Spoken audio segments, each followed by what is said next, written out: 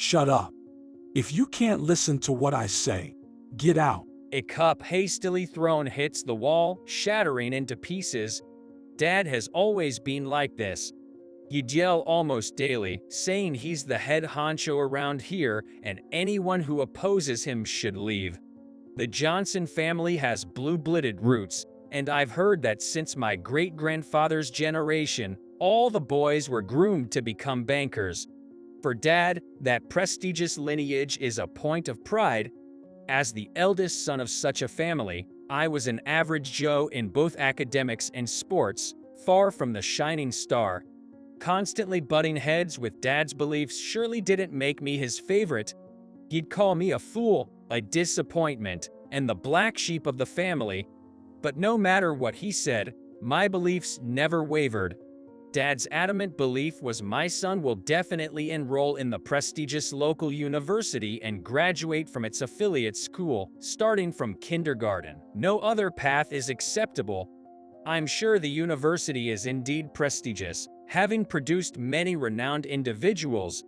However, no matter how good a university is, if it doesn't offer what you want to learn, there's no point. And I'm sure as hell didn't want to be forced by my parents to enroll. I secretly consulted with my mom behind my dad's back and decided to transfer to a public middle school instead of moving on to the next grade at my current school. When my dad found out, he was furious at first, but after a while, it seemed like he thought it was a waste to even bother, so he stopped saying anything. For a while, I was worried because my mom's cheeks were red and swollen, but when she stroked my head and told me not to worry, I couldn't say anything. My 2-year-old younger brother's name was Mike. Unlike me, he was an honor student who was good at both studying and sports and had many friends. Dad started to show even more interest in Mike, and being pampered and spoiled, Mike began to look down on me alongside Dad.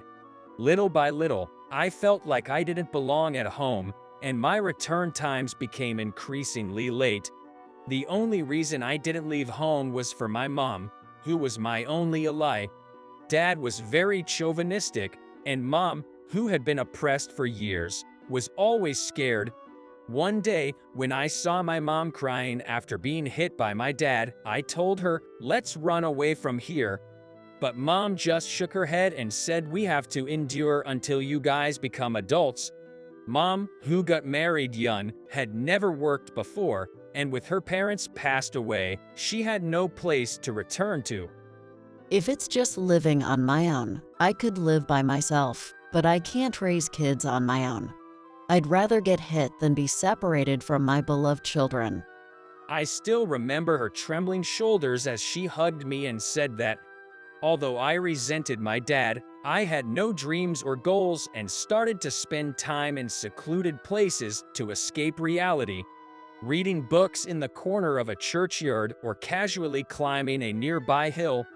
One day, after a chance encounter, I found a purpose. I started working without going to college, and in the blink of an eye, 8 years passed.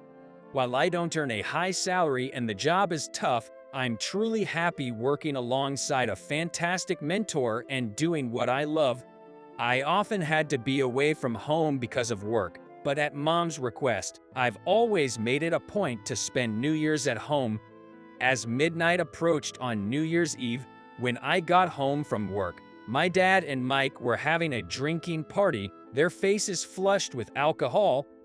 Hey William, working this late. Dummies sure have a hard time with work. That suits you. My tirelessly caring mom goes unnoticed, while my damn father, who disdains me, bursts into crude laughter. I really want to get out of this place right away, but right now, I can't afford to support my mother. Frustrated, grinding my teeth, Mike, who'd been laughing alongside my father, finally spoke up. Hey, I got a job offer from Dad's bank. Unlike you, I'm competent. Fitting for a Johnson, don't you think? Drunk on liquor he's not used to, he's slurring, and yet he manages to be so snide. Same bank as Dad, huh? I feel sorry for the people working there with these jerks. As I expected, there wasn't even a glass set for me. I ate my special meal alone in my room. Throughout the first few days of the year, Mike kept boasting about his job offer. Dad would compare Mike and me, hurling verbal abuses and throwing random things at me. I'm ashamed to have a son like you. Bring shame to the Johnsons and you better leave. Television remotes, empty liquor bottles, and ashtrays have become all too familiar projectiles aimed at me. I've gotten pretty good at dodging these thrown objects, but that only seemed to anger my old man even more. After New Year's was over, Mom saw me off to work, but she was quickly summoned by my dad. Just when I thought things were getting back to normal after a tumultuous holiday season, something else happened. On my way back to the workshop, with a load of wood in the back of my pickup, I accidentally made eye contact with Mike. I don't know why he was walking down that deserted country road, but he burst into laughter upon seeing me. It's so funny. Look at you doing some dirty manual labor. Guess that's all dimwits like you are good for. Looking at the wood in my truck, he probably thought I was a logger or carpenter and kept making condescending remarks about manual labor. I considered ignoring him and moving on, but my mentor in the passenger seat spoke up. Hey now, don't mock this young man, and don't belittle someone's profession. Mike, clearly irritated by my mentor's calm demeanor, shot back. Shut up. At your age, you're still working just to make ends meet. Who are you to act all high and mighty? This guy, mocking me is one thing, but to disrespect my mentor too.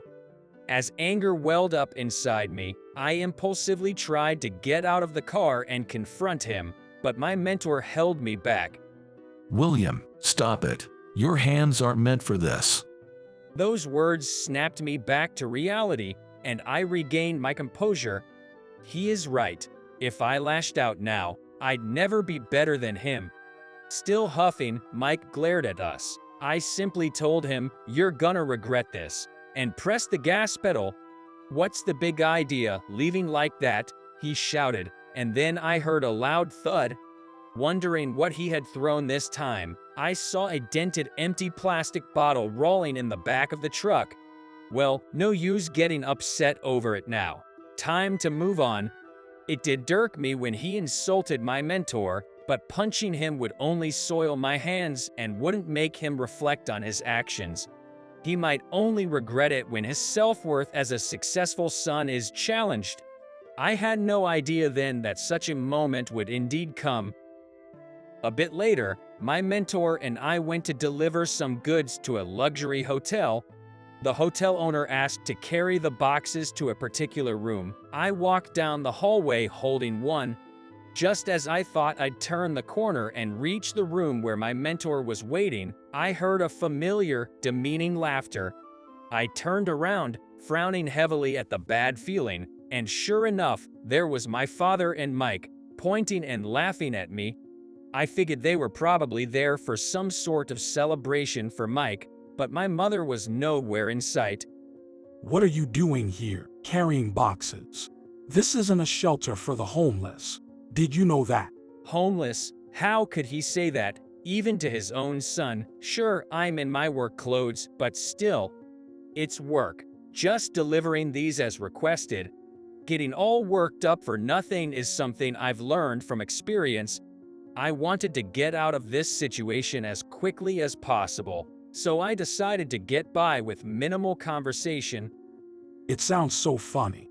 You're not a laborer, but a delivery guy. If it wasn't for your job, I bet you couldn't even step foot in a place like this. That's so lucky, aren't you?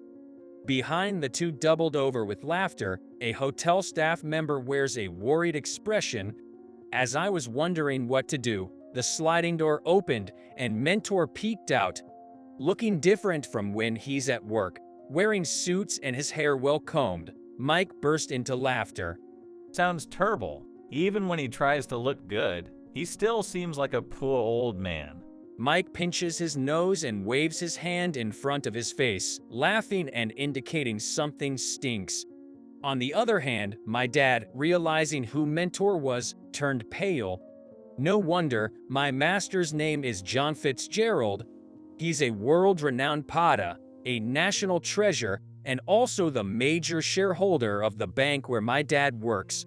My dad, holding an executive position, obviously knows the consequences of upsetting such an influential person. I didn't intend to involve my master in my family issues, but it's their own doing since they went this far. Mike, you must apologize to the professor right now. Being forced to kneel by my dad, Mike, looking bewildered, muttered, "Huh, why?" I let your recent mischief slide because you're his student, but I won't stay silent anymore. Hearing mentor's words, my dad started shaking in fear. Back when I was in middle school, I aimlessly walked a trail in the nearby Colorado mountains and somehow found myself in his studio. Captivated by the unfinished ceramics, Mentor showed me many of his works. I only learned he was the famous John Fitzgerald, known for not taking in students, when I asked to be his apprentice in high school. I could feel the magnificence of the artwork, but I was dumbfounded when I realized he was a national treasure. Might be interesting to have an apprentice before I kick the bucket. You seem to have a good eye for things. With that, my apprenticeship was accepted, and now we travel to various places together. Even though we lived under the same roof and I didn't go home often, the two of them had no idea what I was up to. Well, I never told them, but they never asked, and I didn't see the need to enlighten them either. My dad and Mike, pale-faced and apologizing deeply, listened as the mentor said, "You'll hear good news soon," before he left the hotel. A few days later, at the shareholders meeting, the mentor spoke about my dad and Mike. Mike's offer was rescinded due to the shareholders' concerns about him insulting a national treasure, even if unknowingly. Additionally, there was a strong sentiment against letting someone who had long belittled his own son hold a position of power. So, my dad was demoted to a staff member position under the strict guidance of a boss who was my dad's staff member. His once soaring pride seems to have been shattered. They're still family after all.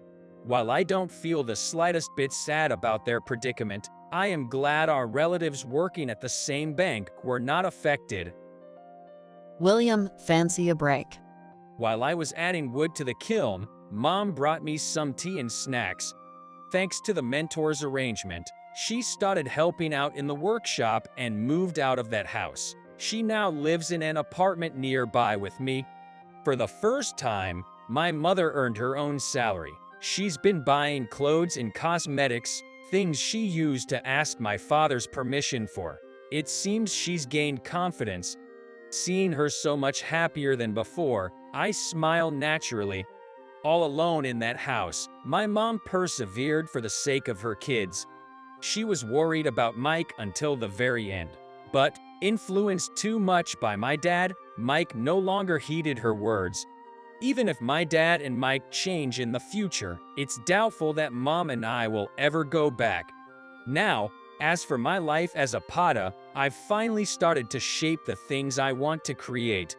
Thanks to my mentor's connections, I've been getting opportunities to showcase my work at reviews and exhibitions. My name is gradually getting recognized in the industry, and there have been visitors who have taken a liking to my creations. It's rare to get direct feedback, so hearing about people's tastes and their perspectives on beauty is enlightening. The value of a piece is determined by its viewer, but a creator has their own ideals too. I want to create something even more beautiful, something that resonates deeply with people. That pursuit is the essence of my life as a potter.